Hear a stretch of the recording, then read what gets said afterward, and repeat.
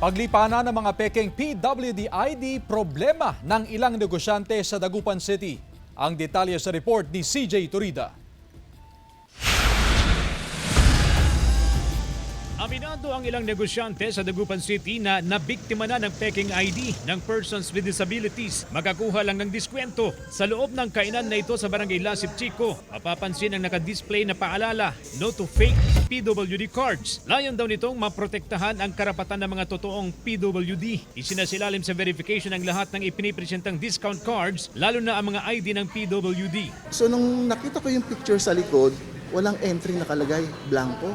Imposible naman na mag-i-issue ang LGU na walang data sa likod.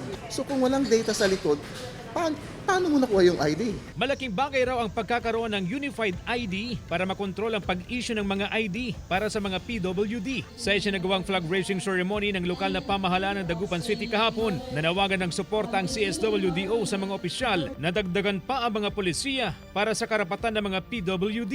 Mahinto din po ang isa sa mga tinatarget namin yung paglaganap ng mga fake PWD application, fake IDs kung saan yung mga hindi po totoong person with disabilities ay sila po ang nakakakuha ng mga benepisyo. Patuloy naman ang pakikipag-ugnayan ng DSWD Regional Field Office 1 sa mga LGU upang matiyak na nabibigyan ng solusyon ang mga ganitong problema. Ayon sa DSWD, bagamat iba-iba ang itsura ng mga ID na ini-issue ng bawat LGU, dapat kompleto ang detalye kabilang ang pangalan, lugar, ID number at kung ano ang kapansanan ng may hawak nito. We coordinate with them, reminding them na palakasin yung ating pagtingin, pag-monitor sa mga ganito na mga insidente. Kasama si Jing Dakanay, CJ Torida, One North, Central Luzon.